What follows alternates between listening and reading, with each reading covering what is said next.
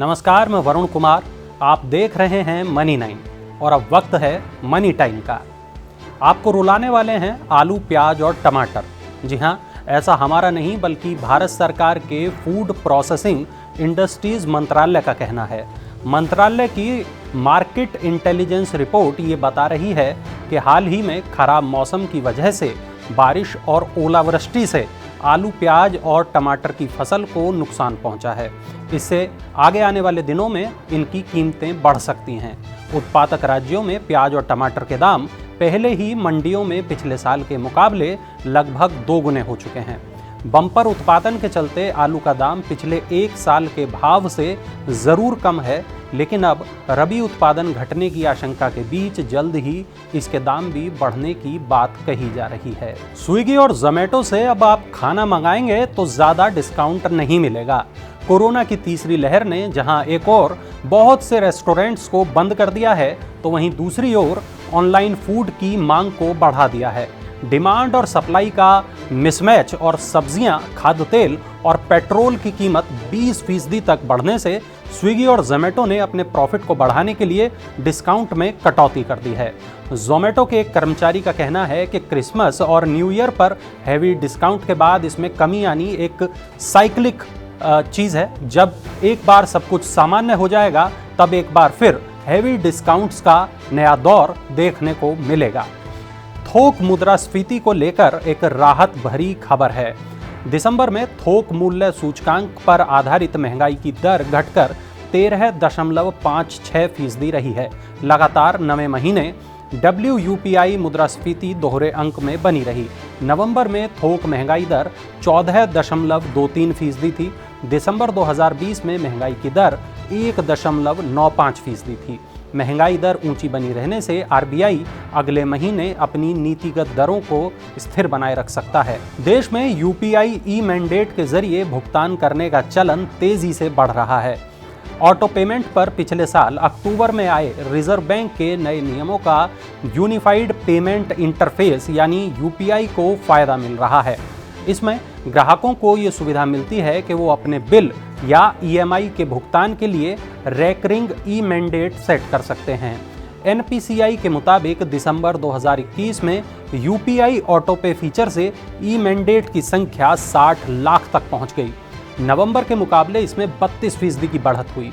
नवंबर में ई-मैंडेट 45.5 लाख और अक्टूबर में 40.3 लाख हुए थे। UPI ऑटोपे के तहत ग्राहकों को 5,000 रुपये तक की रकम को रेकरिंग ई-मैंडेट करने की सुविधा मिलती है। बुलेट की बादशाहत को चुनौती देने के लिए बाजार में एक नई मोटरसाइकिल आ गई है। आइकॉनिक मोटरसाइकिल ब्रांड यज़दी एक बार फिर भारतीय बाजार में वापस लौट आई है। करीब 26 सालों के बाद यज़दी ने भारत में फिर से कदम रखा है। महिंद्रा ग्रुप की कंपनी क्लासिक लीजेंड्स ने यज़दी को भारत में फिर से लॉन्च किया है। कंपनी भारत में यज़दी के 3 मॉडल्स की बिक्री करेगी। इनमें शामिल है यज़दी एडवेंचर, यज़दी स्क्रैम्बलर और यज़दी रोडस्टर। इनकी कीमत 1,98,000 रुपये से लेकर 2,19,000 रुपये के बीच है। तीनों बाइक डुअल क्रेडल चेसिस पर बनी हैं और इनमें 334 सीसी का इंजन लगा है, यानी इन बाइक्स में आपको रफ्तार का भरपूर मजा मिलेगा।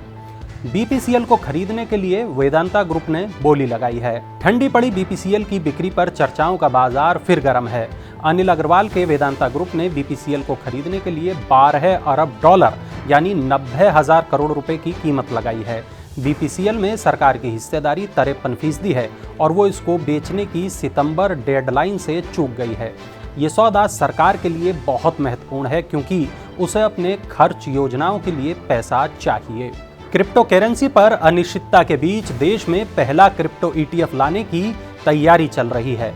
देश में क्रिप्टो करेंसी के भविष्य की तस्वीर अभी साफ नहीं है। बावजूद इसके टॉरस क्लिंग ब्लॉकचेन IFSC ने देश का पहला क्रिप्टो एक्सचेंज ट्रेडेड फंड यानी ETF लॉन्च करने का ऐलान किया है। कंपनी का दावा है कि ये ETF मौजूदा वित्त वर्ष के अंत तक यानी मार्च 2022 तक आ सकता है। ये क्रिप्टो ETF गुजरात के गिफ्ट सिटी में शुरू किया जाएगा। हालांकि अभी इस ETF को नियामकों की ओर से मंजूरी नहीं मिली है। दिसंबर में पैसेंजर वाहनों की बिक्री घट गई है। पैसेंजर वाहनों की थोक बिक्री भारत में पिछले महीने यानी कि दिसंबर 2021 में 13% गिरकर 2,19,421 यूनिट्स रही। दिसंबर 2020 में पैसेंजर वाहनों की बिक्री 2,52,998 यूनिट्स रही थी। टू व्हीलर की बिक्री भी 11% गिरकर 10,06,062 यूनिट रही, जो दिसंबर 2020 में 11,27,917 यूनिट रही थी।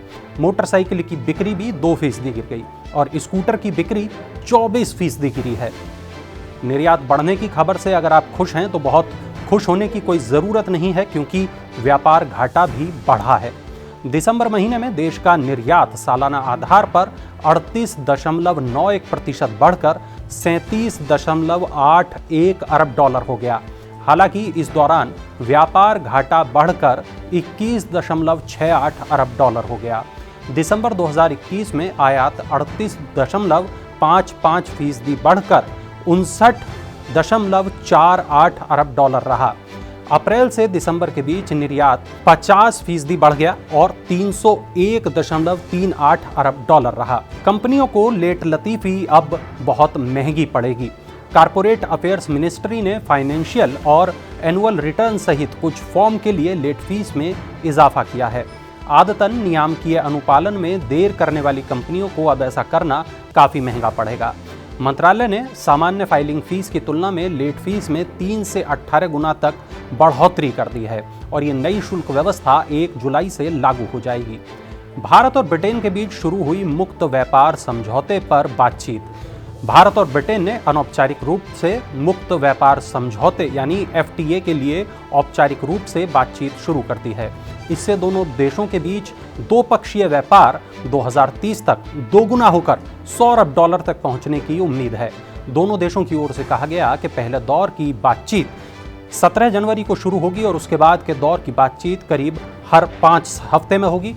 इस समझौते से दोनों देशों को लाभ मिलेगा।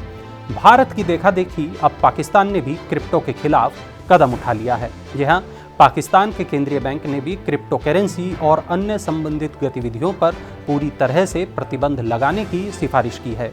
ये सिफारिश देश में हुए 10 करोड़ डॉलर की डिजिटल मुद्रा धोखाधड़ी के बाद की गई है। सुप्रीम कोर्ट ने समिति से पाकिस्तानी कानून के तहत किसी भी प्रकार की क्रिप्टो करेंसी की अनुमति देने या नहीं देने को लेकर राय मांगी थी। किया ने अपनी नई कार करंस के लिए बुकिंग शुरू कर दी है। किया इंडिया ने अपनी नई SUV करंस के लिए प्री बुकिंग शुरू कर दी है, प्री लॉन्च बुकिंग शुरू कर दी है। ग्राहक किया इंडिया की आधिकारिक वेबसाइट के साथ ही इसकी डीलरशिप पर 25,000 रुपये के साथ बुकिंग करा सकते हैं। करंस दुनिया के लिए भारत में बनी कार है और इसका निर्यात 90 देशों को किया जाएगा। अब नजर डालते हैं स्टार्टअप की दुनिया में क्या कुछ चल रहा है, क्या है हलचल स्टार्टअप की। मोबाइल गेमिंग स्टार्टअप टर्निप ने भी सीरीज A फंडिंग राउंड में 1.25 करोड़ डॉलर की राशि हासिल की है। इस चरण में Green Oaks Elevation Capital, SEA Capital और वाइब कैपिटल ने हिस्सा लिया था। चलिए और अब नजर डालते हैं IPO की दुनिया के अपडेट्स पर। ऑनलाइन फर्नीचर रिटेलर पेपरफ्राई की IPO से 25 से 30 करोड़ डॉलर जुटाने की योजना है। कंपनी अप्रैल से जून में सेबी के पास इसके लिए आरंभिक दस्तावेज जमा करेगी। 2020 के अंतिम फंडिंग राउंड के हिसाब से पेपरफ्राई की वैल्यू 50 करोड़ डॉलर है। AGS ट्रांजेक्ट टेक्नोलॉजीज का 680 करोड़ रुपए का IPO 19 जनवरी को खुलेगा और 21 जनवरी को बंद होगा और इसके लिए कीमत दायरा 166 से 175 रुपये रखा गया है। अडानी विल्मर अपने IPO के आकार को 4500 रुपये से घटाकर 3600 करोड़ रुपए करने पर विचार कर रही है। कंपनी इसी महीने IPO पेश करेगी, ऐसी उम्मीद है। तो ये थी मनी टाइम पर बड़ी खबरें, वो खबरें जो आपकी जेब और जिंदगी पर असर डालती हैं। ऐसी ही तमाम बड़ी खबरों के लिए आप जुड़े रहें मनी 9 के साथ और चलते चलते देख लीजिए ये शानदार इन्फोग्राफिक।